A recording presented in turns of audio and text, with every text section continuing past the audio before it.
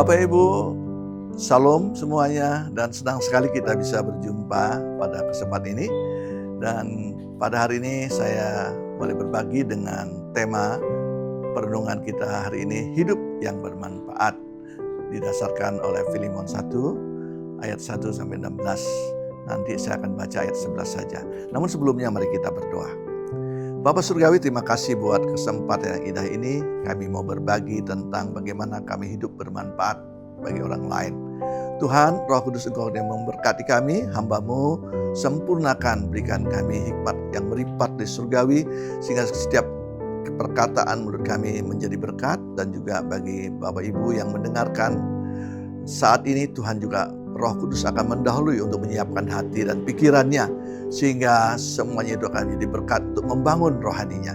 Terima kasih, dalam nama Yesus kami berdoa dan mohon semua ini. Amin. Bapak Ibu Saudara, mari kita akan baca Filemon 1 ayat yang ke-11 saja. Demikian firman Tuhan. Dahulu memang dia tidak berguna bagimu, tetapi sekarang berguna baik bagimu maupun bagiku.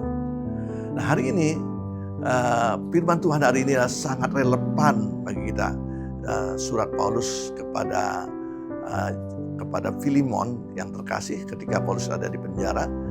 Filemon adalah teman sekerjanya di dalam Tuhan. Baik, berikut ini ada beberapa poin penting dalam perenungan kita. Yang pertama dikatakan hidup yang bermanfaat. Nah, Rasul Paulus menekankan pentingnya hidup yang bermanfaat bagi orang lain. Ia memuji Filemon karena kasih dan imannya yang telah menjadi berkat bagi banyak orang. Ayat 4 dikatakan, aku mengucap syukur kepada Allahku setiap kali aku mengingat engkau dalam doaku. 5, karena aku mendengar tentang kasihmu kepada semua orang kudus dan tentang imanmu kepada Tuhan Yesus.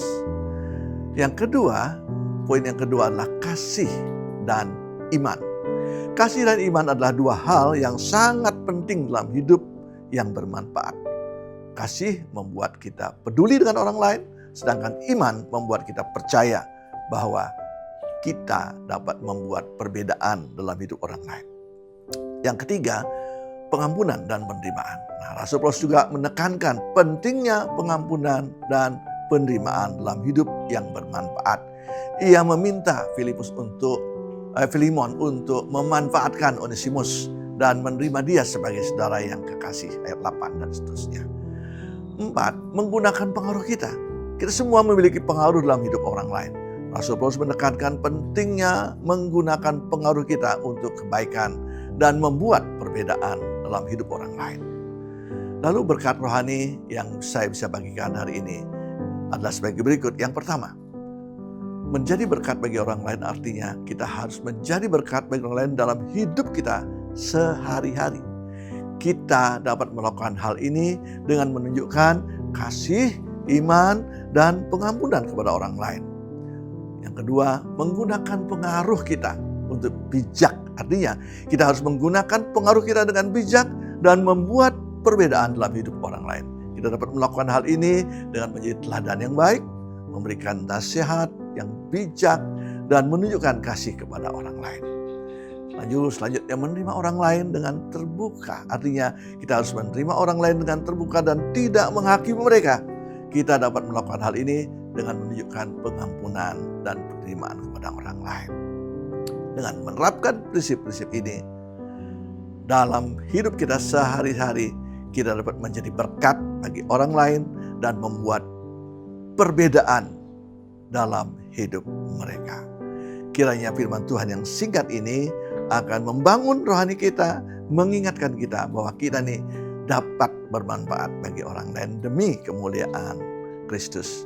Kita ingat kisahnya Filemon dengan teman sekerja yang lain. Dia benar-benar sungguh bisa menerima dengan penuh sukacita dalam pelayanan mereka bersama. Tuhan berkati, dan mari kita akan tutup dalam doa.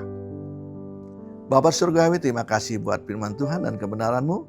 Ajar kami terus Tuhan menjadi seorang hidup yang bermanfaat, sehingga kami akan siap belajar, siap dan peka untuk melihat, peduli untuk melihat orang lain, kebutuhan orang lain, sehingga benar-benar Tuhan hidup kami bermanfaat bagi sesama kami, di dalam keluarga kami, dalam pasangan kami, untuk anak-anak kami, untuk siap menjadi teladan bagaimana Tuhan mengajarkan kami pada hari ini.